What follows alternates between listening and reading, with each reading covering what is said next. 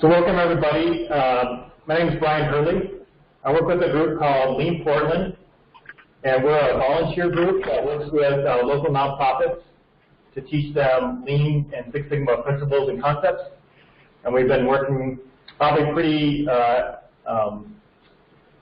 aggressively, I guess, at that for the last couple of years now. And so I had run across Michael's book a couple of years back, and I thought that'd be a good topic for us to share and talk about. And I'd also like to introduce Jason here with PSU, who's also helped us get this organized. Hi everyone, I'm Jason Green. I'm the Director of Impact Entrepreneurs in PSU's School of Business. We're a set of social innovation and social entrepreneurship programs and events for both students and community members. One of the programs I manage and teach in is our Certificate in Social Innovation. Undergraduate students, graduate students, and community members can take it to design and launch a new social venture, a nonprofit, a social enterprise, a government program. And we've launched organizations such as the Dave's Killer Bread Foundation, Next Garden, Construct Foundation, and a whole set of others. So I teach the Lean Startup methodology, and this book is a great resource for our students, and we'll be using this webinar as a recording in our courses as well. I'll hand it off. How you doing? Michael, and you want to introduce yourself and then share some of your insights about your book. That'd be great. Well, thank you, and thanks everybody. Really glad to have a chance to speak with everybody. So I'm Michel Gelobter. I'm the author of Lean Startups for Social Change. I've been involved in social change work since a pretty young age, and have, really kind of came to realize when I went into the for-profit world about 15 years ago now, to do clean tech software startups. Started realizing that I'd been doing startups in the social change world my whole life. My typical tenure on work I've done has been sort of 5 to 7 years. It involves probably one of the things I did was I ran the organization that wrote the first major climate bill in California, AB 32, the Global Warming Solutions Act. Before that, most of my work's been in the environmental field. I introduced water conservation and water conservation pricing in New York City's Department of Environmental Protection. Helped start the first environmental policy program at Columbia University. So I've been doing a variety of startups most of my life. I did the first major work, academic work in the environmental justice field.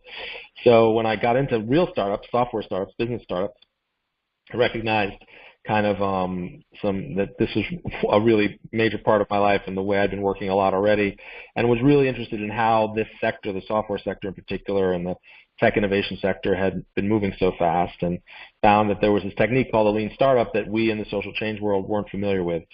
So when I left startups, I did 3 companies over those 12 to 14 years, and then I got a fellowship from the Packard Foundation to write this book, which I really had to write. I had to get it out.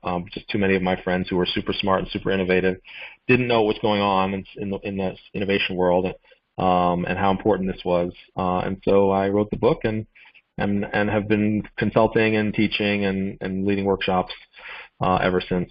So that's kind of my story. I am going to count on Brian to lead the Q&A process. I probably have to get off the call onto the webinar, unfortunately, around 12:45. My presentation will probably be about 20-25 minutes. I am not monitoring the chat.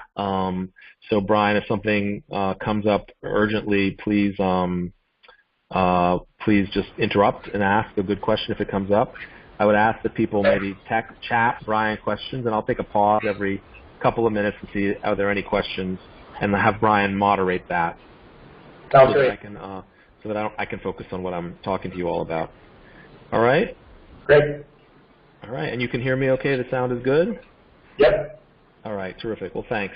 So, I titled this talk, Experimenting Our Way to Meaningful Change. I want to start by telling a story about the election in 2016. I have a couple different ways I start this presentation. One is more casual. This one I thought for a webinar, let's make it a little more exciting and relevant.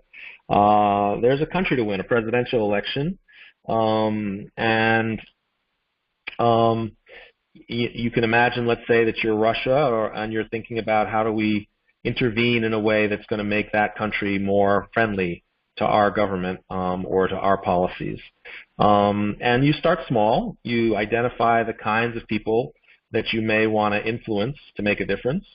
You look in states like Florida, Michigan, Pennsylvania, Wisconsin. You use Facebook. See that women 40 to 65, there's about 35 million women you could reach on Facebook in that audience. Narrow it a bit more. Let's just go for those who support Barack Obama or Hillary Clinton. That cuts us to 5.2 million people.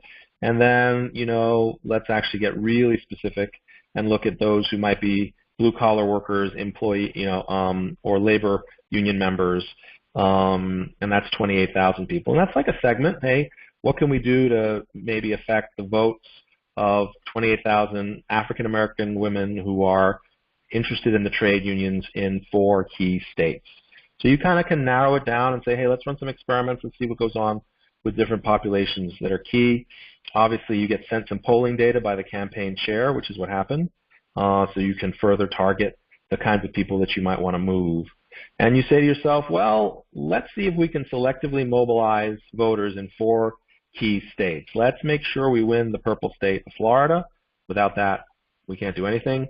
And let's see if we can breach the blue wall, the Wisconsin, Michigan, Pennsylvania, of labor support for Democrat candidates.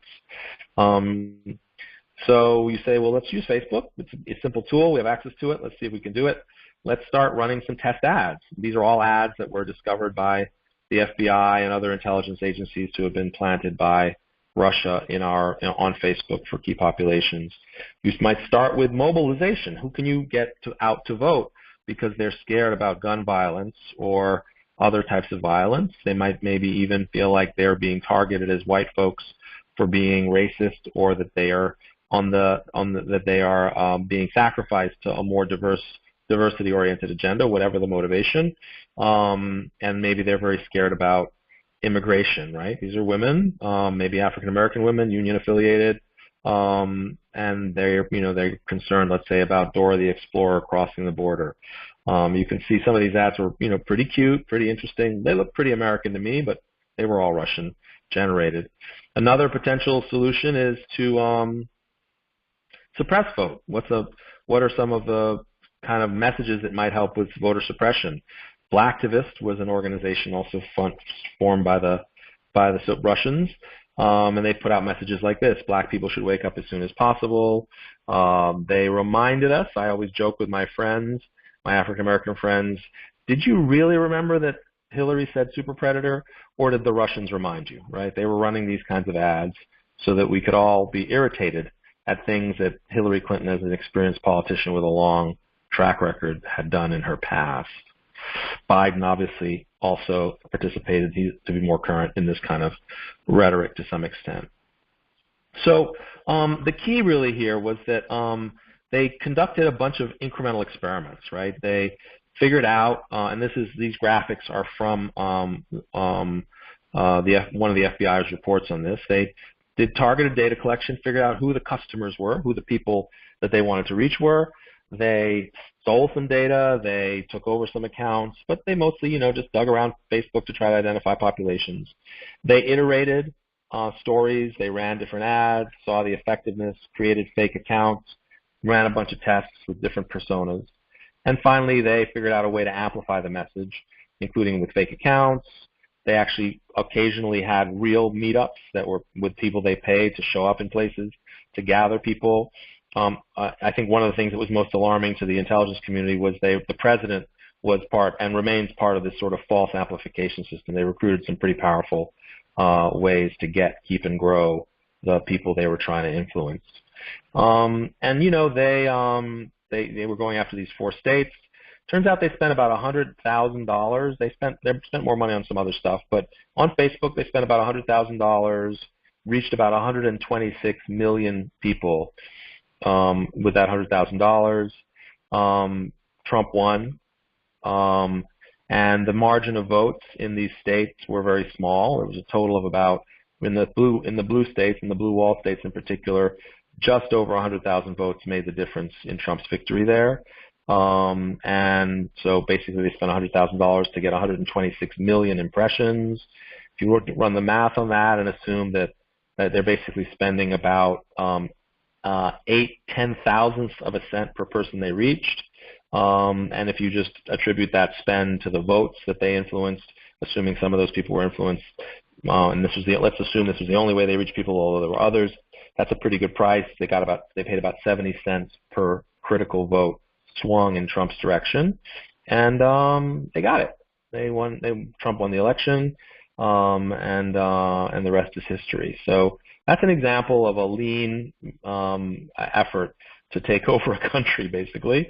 And this presentation will talk about some of the methods and thinking that lie underneath that approach. Let me talk about why it's critical to think about the lean change. And when I work in the social sector in particular, it's really important to explain to groups why this is not just a fad, right? It's not just a temporary thing. The election is a great example of how important it can be. The thing that underlies really the power of this method more than anything else is that it's possible faster than ever before to measure the impact of an action. So let's just take environmental monitoring, for example. It used to be that if you wanted to figure out what was going on in a stream up in the Rockies, you had to trek up there every 6 weeks and pick up samples from your device. No longer the case. There's remote transmission by cell towers now, and you can continuously monitor almost any environment on the planet remotely, either with cell phone signals or other GPS or satellite signals that allow you to transmit data at high resolution almost continuously from anywhere. Friendship has changed. It used to be that you had to meet somebody, go for a walk, hold their hand at sunset, and now you can use Facebook and really measure what your traction is with people that you know across a broad array of things. People are becoming friends faster than ever before, right? I'm sure some of you have had the experience of running into somebody in an airport that you had never seen before but knew on Facebook. As a matter of fact, Brian and I, oddly enough, were on a plane to Trinidad, never having met before in person, on a plane to Trinidad together in December. And he recognized me, and the rest, we'd already been talking, obviously, but, we went from really close virtual knowledge of each other to actual physical knowledge of each other just because there's a platform that let us recognize each other faster than ever before. Even traditional methods of outreach are working faster than ever before. Let's say you have a PTA meeting and you called a meeting and you sent out a flyer. In the old days, 20, 30 years ago, you sent out a flyer, see what happened in the next meeting, and see how effective whatever you were trying to do was. But today, when people leave that meeting, you have their email address, you have their cell phone number, you might have their Instagram or Twitter handles, and if you design that meeting right, you can figure out in 2 or 3 days after the meeting whether people have been mobilized appropriately. Let's say the PTA meeting decides that it's time to go to the city council and push for a 50% budget increase, and everybody commits to developing a postcard campaign for their church by the next meeting. Well, you can actually email them or text them 2 or 3 days later and see how they're doing and get instant feedback on whether they've taken those actions in ways that 20 or 30 years ago you would have had to wait quite a while to find out if the people had actually stuck to their word. And if they don't, you can shift your strategy and try something else. So that's really what underlies all of this, is this recognition that feedback loops are getting shorter everywhere. And as anyone who's done any biology work or any kind of thinking about the real world, feedback loops are a really critical part of how the planet and people work, and they are getting shorter every day. And that's really what underlies a lot of what I'm going to talk about for the rest of this talk. So with that, I want to sort of just say, I want to stop for a second and ask if there are any questions that have come up yet. Nothing yet, but if you have a question, feel free to type them into the chat area, and I'll get to them at the next session. Thanks. Okay, and we're going now into the substance of the method now. So really what we're doing here is replacing the old model of social change. In the software world, it's called waterfall, which is to say there's a sort of fixed sequence of events that leads to how you design a program, right? You have an idea for a product or a service or a movement. You build coalition, buy-in, consensus. You write a plan. You might even start acting on your own. Funding proposal. You wait for some funding. You execute the plan, you measure impact, you evaluate impact, God willing. And if the impact isn't as good as you'd like, maybe you end the program, but a lot of times you just go back whether the impact Sometimes you don't even measure the impact. You say, well, this is working. We have a coalition. Let's get some more money and keep going. And this is a real sequence. It takes a long time. You can imagine, I'm sure many of you have been involved in social change work where it takes 2 or 3 years to get off the ground because you have to talk to so many people and build so much consensus. And really, the lean startup is aimed in the private sector. Software used to be built this way as well as in the public sector and in the social sector at really throwing this model out and saying, forget it.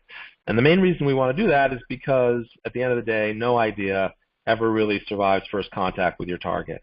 No matter how great your coalition, no matter how great your idea, whenever you go out in the real world to try to make it happen, it's never quite the same as it was in your meetings or in your private thoughts and musings.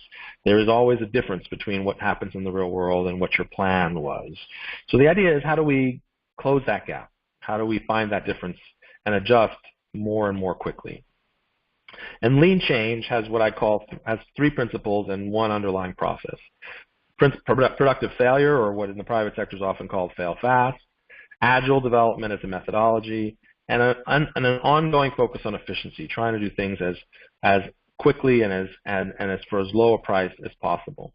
And there's a process underlying all of it called customer development. I keep that word in the work I do from the private sector because it's customer development is increasingly a very, very technical field with lots of types of customer development and ways to do it. And I want, when people leave my workshops, to be able to go find the tools that are out there that are very diverse, and to use the word customer development helps people go find the thousands, literally thousands of tools and methods and articles and instruction that's out there for how to do this process. And we'll get into some more of that in a bit. So let me give you a real-world example of this. There was a 100,000 homes campaign that ran for 24 months, about 30 months between 2011 and 2014. And what they basically did was they tried to turn homelessness work on its head. Believe it or not, most work on homelessness focused on temporary shelter, getting people off streets. And what 100,000 Homes did was they said, how about if we get homeless people homes? And in about 40 communities around the country, different communities experimented with ways to permanently solve the challenge that homeless people were facing. And you can see the dark blue success rate that they had compared in an immediate post-recession period where homelessness was going way up. Unsheltered homeless individuals in these 40 cities went up by 38% between 2011 and 2014 due to economic turmoil in the housing market. And you can see in the communities that focused on this that, in fact, they were able to drop homelessness in all those communities compared to control groups that they used. That campaign has now matured into Operation Zero, which is a nationwide campaign to try to reduce homelessness to zero in some key communities. So the first real principle of productive failure is challenging for us in the social sector. It's challenging for everybody. It's the hardest part, and the thing you have to train yourself to think about differently when you're working on these kinds of issues. Failure is often not an option. In the private sector, somebody invests some money, you try an idea. If it fails, that's called risk. Investors lose their money all the time for ideas that don't work.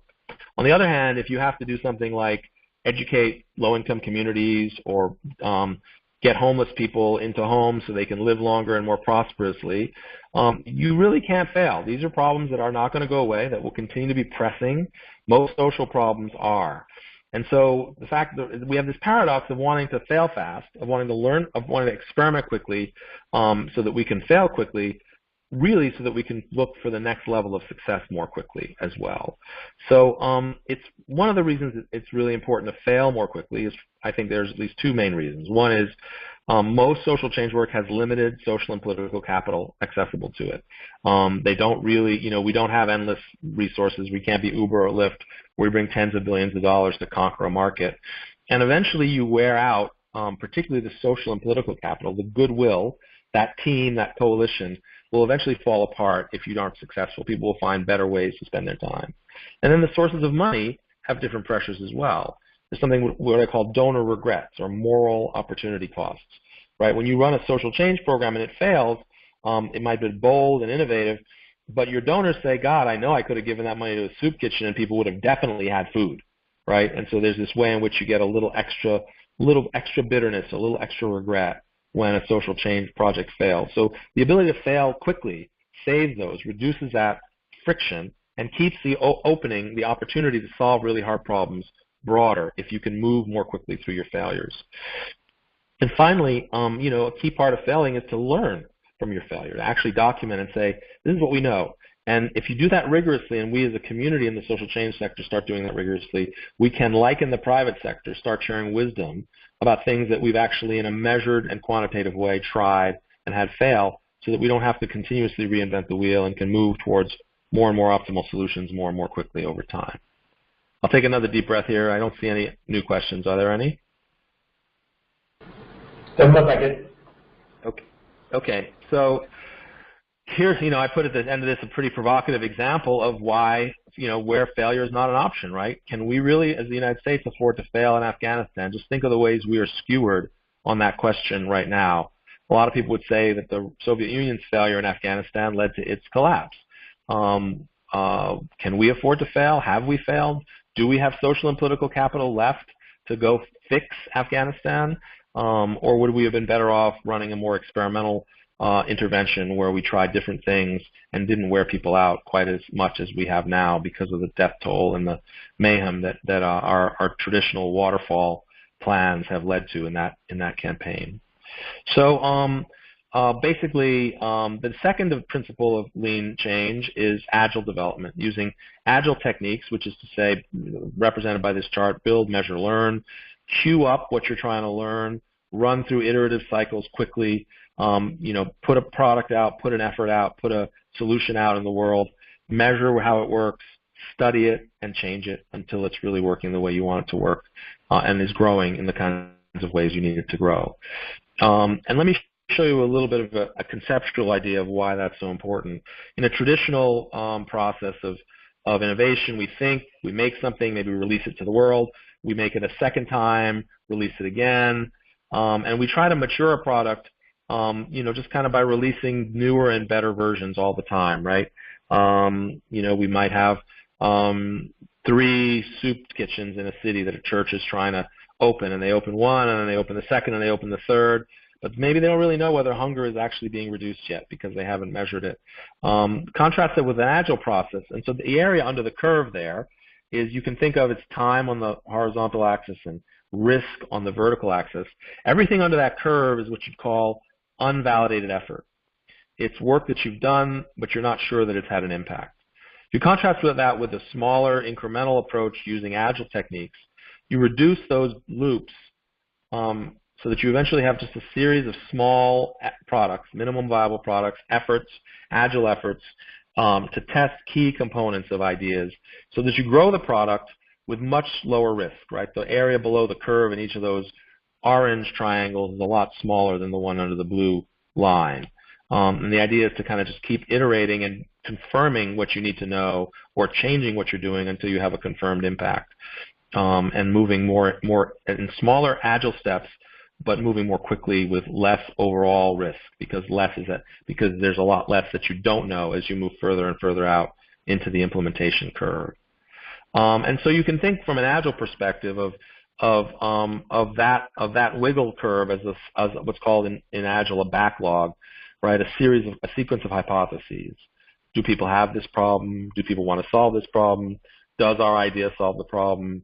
Do people want this solution? Will people pay for this solution? How much will people pay for this solution, et cetera? So you really want to break your problems down into little pieces that can be tested. So let me give you an example of there are many forms of testing that I'll cover in a minute, many dimensions to the testing that I'll cover in a minute, but it all starts really with what we call the value hypothesis. What's the solution? What's the problem? And what's the solution you're proposing to that problem? And the value hypothesis has 2 components, which is do we know the problem? Like, do we actually know what the problem is? And second is, do we know what the solution is? And that's called the value hypothesis. You can think of 3 examples I talk about. I give here: goal, stop global warming; goal, end mortal racism, aka lynching; goal, end homelessness, right? And these are sort of initial value hypotheses. The hypothesis is, hey, we think we can get states to cut emissions of greenhouse gases. And you can think of a minimum viable product of that as being the Obama's clean power plan. It's a great idea. It doesn't solve global warming, but but one of the problems is that we can't figure out a way to get Congress to pass legislation, so maybe we can do it in the states, right? In the case of ending mortal racism, one hypothesis is, hey, maybe this light of day, media exposure can slow the rate of police murders. Black Lives Matter tested that hypothesis. Ending homelessness, I discussed the 100,000 homes campaign already. There's a second piece to the value hypothesis, which is called, the second piece to our solution set, which is called the growth hypothesis. And this is sort of one of the really important and kind of sort of when you get more experience in this work, turns out to really be the very, very powerful element of the lean startup and lean change, which is that you want to not just know that you have a solution, you want to understand whether that solution can be big enough to solve the problem. And that doesn't mean you have to solve the whole problem, but it does mean that you want to be able to measure whether the investment you're putting in social, political, financial capital is appropriate to how big your idea could ever be. And what's beautiful about this hypothesis and data-driven process is that you can measure whether there's a snowball's chance in hell you'll ever actually achieve the scale that you need to with the solution you've thought of. Back to those three goals, stopping global warming for the United States, the growth hypothesis is Congress passes climate legislation, right? If we had federal climate legislation, we would be a long way down the road towards solving the global warming problem from the U.S.'s perspective. The necessary scale we know is roughly we have to swing about 15 senators, about 40 Congress people's votes. Ending mortal racism. Black Lives Matter isn't enough, right? Exposure is not enough. We want to actually end disproportionate violence. We'd like black people to not be killed at a higher rate than white people.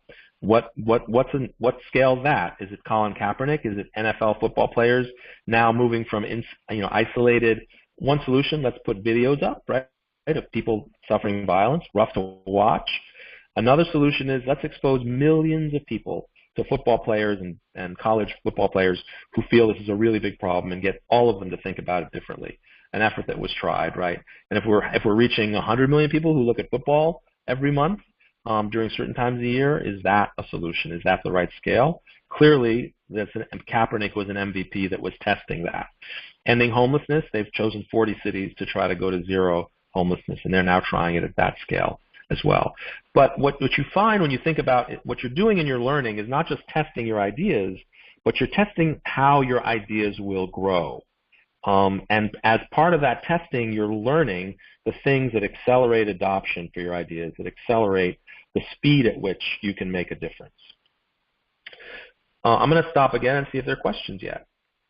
We have about 6 more slides, so we're close to the end. Nothing yet. All right. We're not dropping off, though. The numbers are good, so thanks. Hi, all 33 of you. Thank you for sticking with it.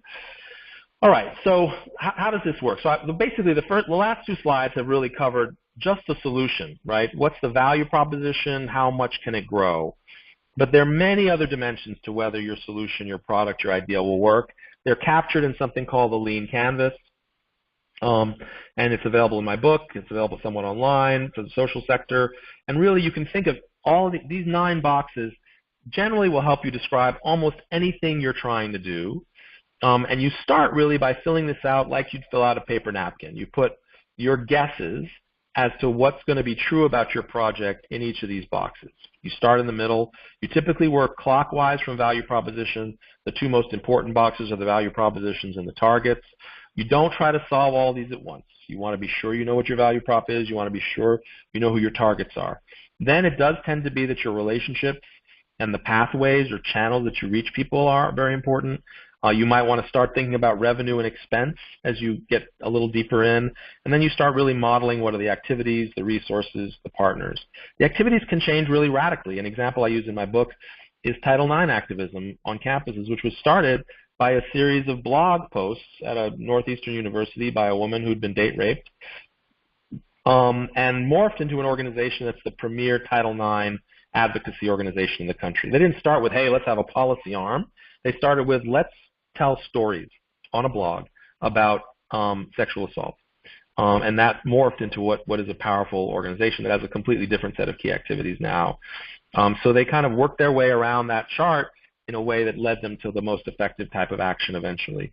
But what you want to understand is that every component of your organization, of your solution, eventually should be based on a hypothesis, on a test you ran.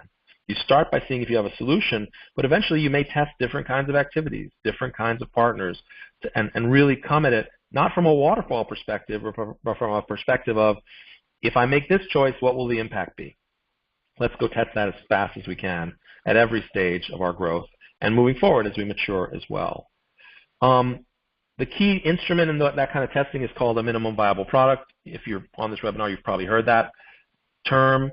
What my favorite way to describe that is the smallest thing you can do / make to learn what you need to learn. It's a tool for answering a specific question. And people often say, well, that's not really the solution. That's just a set of questions you're answering, or you're building a test. But I'll give an example of, for example, let me just try to think of a quick one. I worked on a workshop. People were trying to build a microgrid for Harlem, right, in case of weather disturbance, and also to build an alternative energy system in Harlem, New York. And they turned out the most critical, most near-term thing they had to know was it legal? Were you allowed to implement a microgrid in a city like New York City? And you think, okay, the MVP is really simple. Let's just go ask the decision makers, the power regulators in New York, whether we can do that. You think, well, that's not really a product, is it? It's just an interview. You're just answering some questions. But treating it like a product allows you to treat it as a rigorous step in the development of the bigger unit that you're building, the overall project that you're building. But it is actually a product also, right? Think about what happens after you've conducted that interview and you've had an approval from the regulators. They say, yeah, thanks for talking to us. I know you don't have anything to show us yet, but we would approve the right kind of microgrid for Harlem. That's kind of a product, actually, right? If you've got it locked in a can that it's possible to legally do this, that's a component of your product. You don't have the permit yet, but you have a pretty good test of whether you can get a permit. So never underestimate just the power of even conversations, of talking to your targets, of talking to the people you want to impact, and the importance of that in building what you're trying to build ultimately, even if you take small steps along the way. The overall process of customer development, I'm starting to run out of time, but you can find this in my book. Discovery, validation, scaling, and movement building.